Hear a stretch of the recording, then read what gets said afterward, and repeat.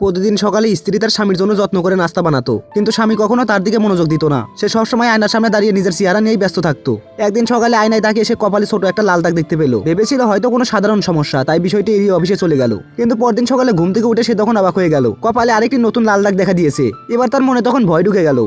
পর দাগ বাড়তে থাকায় সে সিদ্ধান্ত নিল যে রাতে কি ঘটে তা জানতেই হবে। তাই সবার ঘরে গোপনে একটি ক্যামেরা লাগিয়ে রাখলো। পরের দিন সকালে উঠে দেখলো যে কপালে আরো একটি নতুন দাগ। সঙ্গে সঙ্গে সে ক্যামেরার ফুটেজ দেখতে বসলো। শুরুতে সবকিছুই স্বাভাবিক ছিল, সে আর তার স্ত্রী ঘুমিয়েছিল। কিন্তু মাঝরাতে স্ত্রী হঠাৎ বিছানা থেকে উঠে ঘরের বাইরে গেল। কিছুক্ষণ পরে ফিরে এলো হাতে একটা ধারালো ছুরি নিয়ে। ভিডিও দেখে স্বামীর বুক তখন কেঁপে উঠলো। স্ত্রী ধীরে ধীরে তার কাছে এসে ঝুঁকে পড়লো। মনে হচ্ছিল যে এখনই ছুরি দিয়ে আঘাত করবে, কিন্তু না, সে কপালের কাছে ছুরিটি ধরে অদ্ভুত কিছু শব্দ বলতে লাগলো, যেন রহস্যময় কোনো মন্ত্র পড়ছে। কয়েক মিনিট পরে সে আবার স্বাভাবিকভাবে শুয়ে পড়ে। সবকিছু দেখার পরে স্বামী তখন ভয়ে কাঁপতে লাগলো। ঠিক তখনই তার মনে হলো যে কেউ যেন তার পিছনে দাঁড়িয়ে আছে। ধীরে ধীরে সে তখন ঘুরে তাকালো। তার স্ত্রী ঠিক পিছনে দাঁড়িয়ে আছে, মুখে ভয়ঙ্কর এক হাসি। তারপর নিচু স্বরে বলল যে অবশেষে তুমি সত্যটা লিখে ফেলেছো। এরপর হঠাৎই ভিডিও বন্ধ হয়ে যায়, আর সেই রাতের পরে স্বামীকে আর কখনো কেউ দেখেনি।